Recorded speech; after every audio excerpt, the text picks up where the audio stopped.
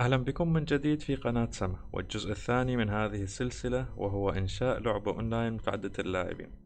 في هذا الجزء سنقوم بإنشاء مشروع جديد على يونيتي وإضافة وربط محرك ألعاب يونيتي مع موقع فوتون، وسنقوم بشرح هذه الخطوات بالتفصيل بعد الشارع.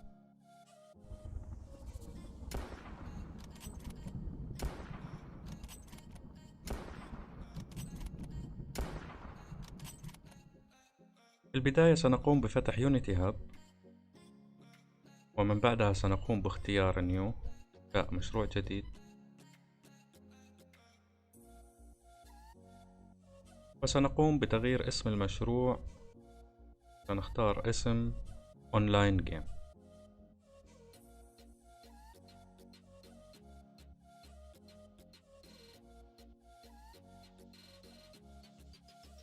ومن ثم نضغط على إنشاء، وبعدها سيبدأ محرك ألعاب يونيتي بفتح المشروع الجديد. سأقوم بتقديم الفيديو لاختصار الوقت، لأن محرك ألعاب يونيتي يحتاج بعض الوقت. بعد الانتهاء من فتح المشروع الجديد سنقوم بإضافة فوتون لمحرك ألعاب يونيتي. فوتون باختصار هو عبارة عن موقع يقدم لك سيرفر مجاني لاستضافة لعبتك ومزامنتها مع 20 لاعب على السيرفر في نفس الوقت، هذا للنسخة المجانية. وإذا احتجت لزيادة العدد فبإمكانك الاشتراك بالنسخة المدفوعة لزيادة عدد اللاعبين، ولكن في البداية عدد 20 هو كافي جدا للبدء. باختصار أكثر، تقوم بإنشاء رومات وكل روم سعته 20 لاعب. من قائمة ويندو سنقوم باختيار Asset Store، ومن ثم Search Online، وفي البحث سنكتب فوتون بان 2. سنقوم باختيار فوتون بان 2، سيظهر لنا نسخ المدفوعة والنسخ المجانية، ولتظهر النسخة المجانية قم بإرجاع هذا إلى 0، ومن ثم البحث. بعدها ستظهر لك النسخة المجانية، وتأكد من وجود كلمة فري، سنضغط عليها،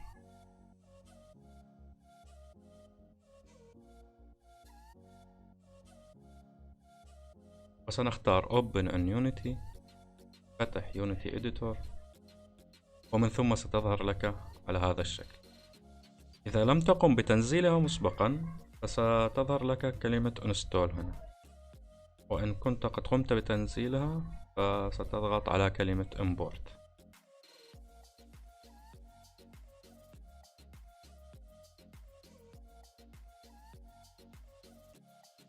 نضعه كما هو وتحديد الكل Import.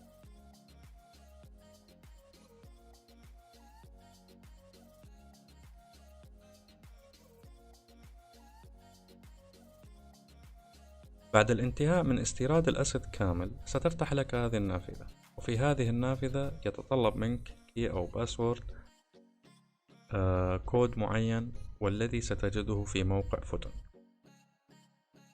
كيف سنحصل على هذا الكود؟ من خلال الدخول إلى موقع فوتون.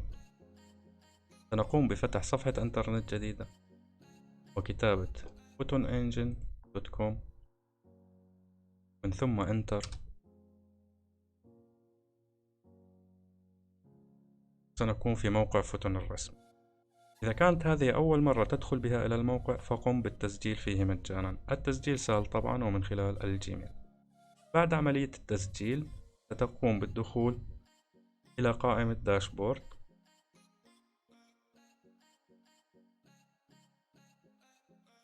بعدها من هذه القائمة سنقوم بالضغط على Create a new app،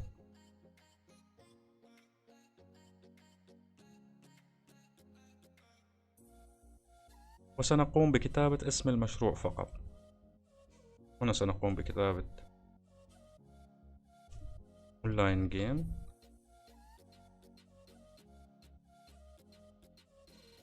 وبعدها سنقوم بالضغط على Create،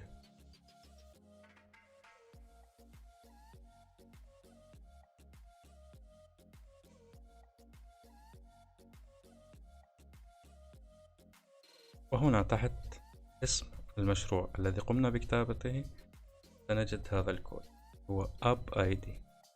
سنقوم بنسخ هذا الكود ومن ثم لصقه في نافذة فوتون داخل محرك ألعاب يونيتي.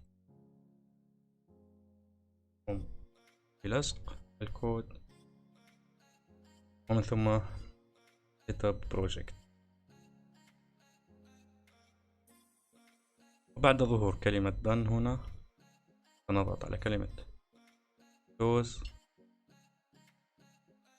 وعند الذهاب إلى مجلد الأسد سنجد أنه قام بإضافة مجلد فوتون. وبهذه الطريقة نكون قد أضفنا فوتون إلى محرك الألعاب يونيتي بطريقة سريعة وبطريقة صحيحة. إلى هنا وينتهي هذا الجزء، ونكون قد أضفنا فوتون بنجاح إلى محرك ألعاب يونيتي. لا تنسى الإعجاب بالفيديو والاشتراك بالقناة لمتابعة الأجزاء القادمة. شكرا للمتابعة، نراكم بخير جميعا في الجزء القادم.